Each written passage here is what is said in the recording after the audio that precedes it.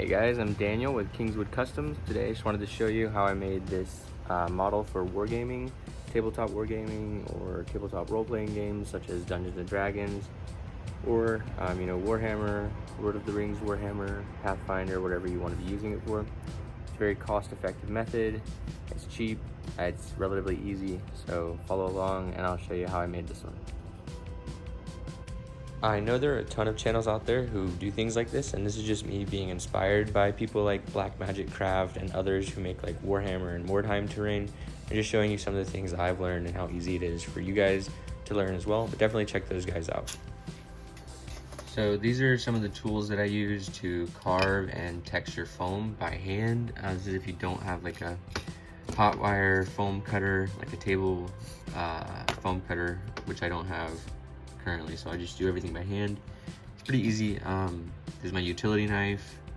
I have another one similar to it, just a very sharp blade with these snap off bits. It's retractable and you can snap off the blades to get a sharper edge, and then they're also replaceable. Next up I have a pencil. Just use this to carve in the lines even wider after I've carved them with my utility knife. I also sometimes use this little attachment. This is from a handheld wire cutter, but it's also used for carving foam or whatever. You plug it in, but I just use it not plugged in to just make the lines a little more clean, a little wider. And then my aluminum foil ball, this I use to texture the foam. Just push down into the foam and it takes the texture pretty nicely. But that's what I use, these kind of things for texturing foam and carving it. So what I'm doing now is using my utility blade to carve brick lines into this sheet of XPS foam that will be used as a wall in my castle ruin that I'm making. Now I'm not being too, careful with the lines here. They can be a little uneven. I'm not too concerned about it. You can of course take your time to make sure your lines are nice and clean and even and not lopsided, but for me, for the level of detail that I want out of this build, I'm not super concerned with it. This is going to be used by me and my friends, maybe my girlfriend, when we play like Warhammer or Middle Earth strategy battle game or Dungeons and Dragons, something of that nature. So I just want it to have the appearance of a ruin, and it doesn't have to be mathematically correct for me to enjoy it. So yeah, just carving in your lines like this, and then we're gonna use the pen, or the pencil, I'm sorry, to give the lines a wider appearance. As you can see, they're fairly thin here, so just widen it with your pencil. Just drag it along there.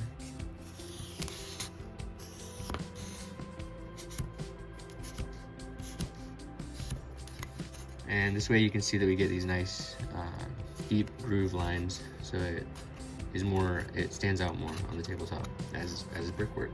So.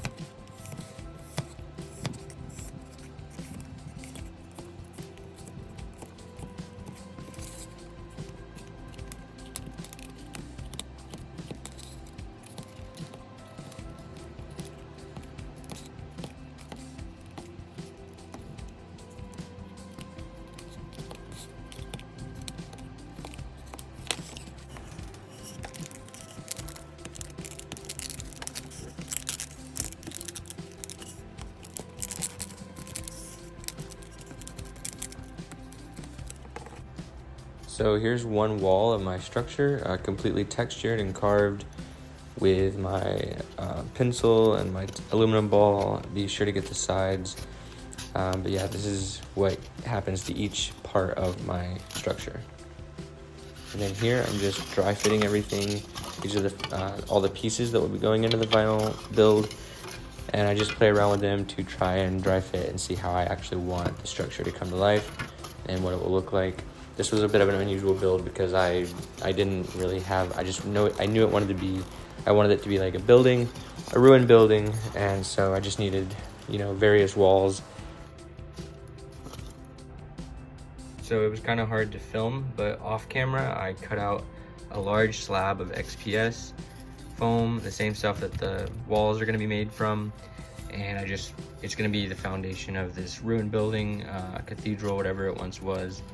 So some flagstones, I carved some flagstones into this piece of foam, and then underneath I have like a silhouette of just thin sheet foam, like from the dollar store, to act as the earth, the ground, the actual foundation to this foundation of the building. So has a nice silhouette, and yeah. All right, so the ruin is about ready to be primed. A couple things I've done is use some craft wood to create a little walkway here, second story type of walkway.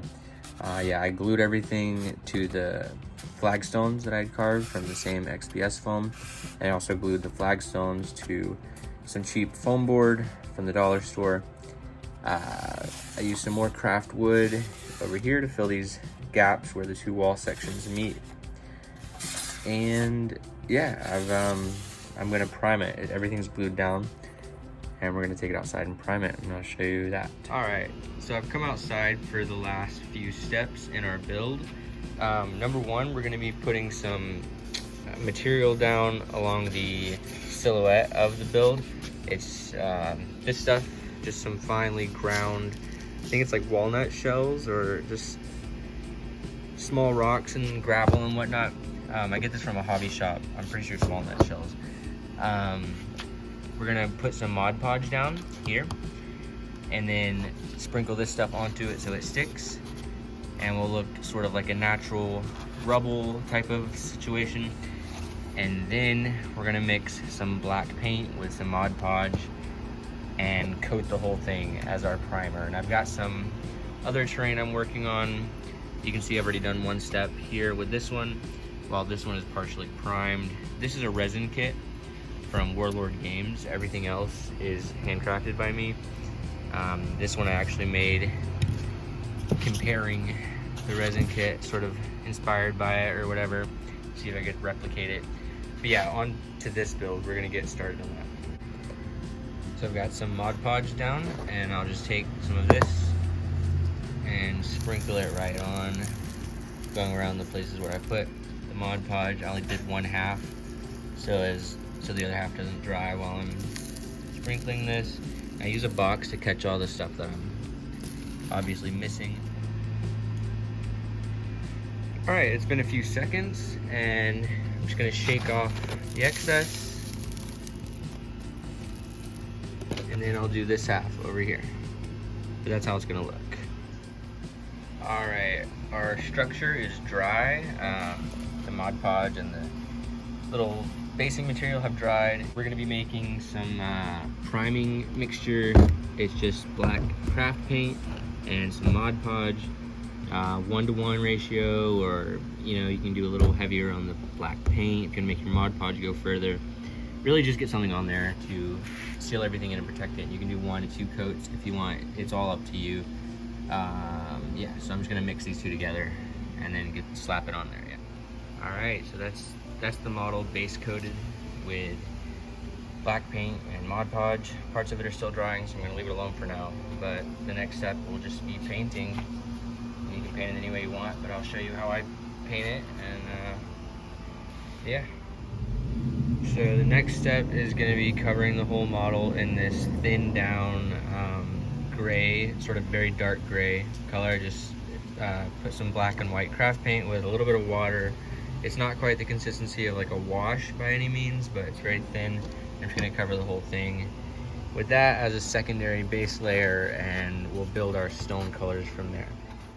So I've just come inside to finish up painting the model there, but my desk is kind of insane right now, as you can see, so I'm just gonna tidy it up so I have a cleaner workspace, and then I'll get to painting it.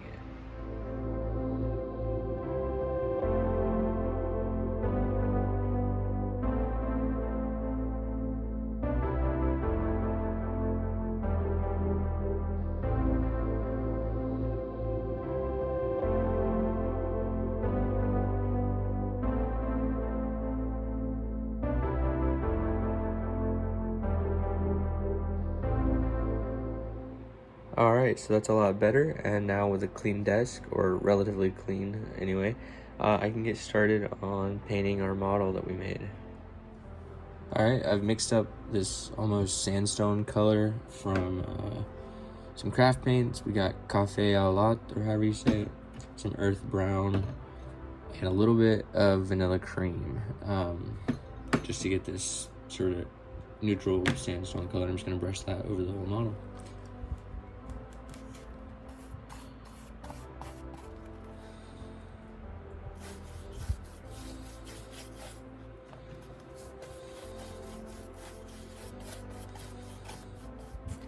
So here's the model, coated in this sandstone color. I did 2 coats, and we'll see how that dries, and then I think I'm gonna do a wash. Alright, I did hit the whole model with a wash. This was a homemade wash. It's water, black paint, a little bit of brown paint, maybe a drop of green paint. These are all craft paints that I used. And then there's less than a drop of Dawn dish soap, or an off-brand Dawn dish soap, and a drop of this thinner medium from Vallejo. I wish I could tell you like the measurements of everything, but just use your best judgment. You want a very thin sort of wash for what I did anyway, because it looks kind of bad right now, but this is kind of like a trust the process moment. I did a thin black and brown wash, just to get in the crevices and cracks and whatnot, and then I'm gonna do a couple dry brushing steps, and then we'll see how it's looking. All right, I'm doing a heavy sort of dry brush with this off gray, mostly white color with a tinge of gray. Pretty heavy dry brush actually. Visible streaks are okay. It's more of like a semi-wet brush, almost. That's fine. Just the whole model like this. All right, the whole model is dry brushed. Very heavy dry brushing of this grayish off-white color. And this is where the model kind of starts to come together. Even though there's still a few more steps, they're pretty small. And yeah. So up next, I'm just gonna be doing some work on the earth ground texture that is underneath the stonework, around the edges of our model. So I think I'm gonna do a really sort of thinned down brown wash over the whole thing, and we'll see how that looks.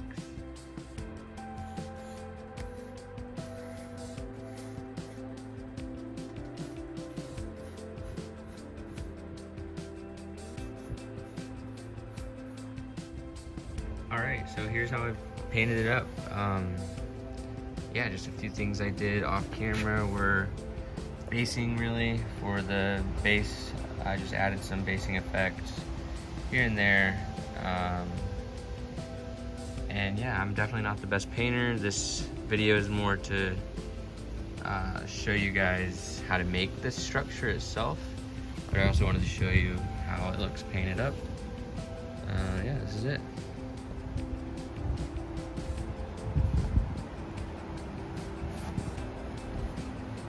And I've got some other pieces primed, which I'll probably be painting in a similar way, just for cohesion on a board. Okay, yeah, that's all for now. Thanks for watching.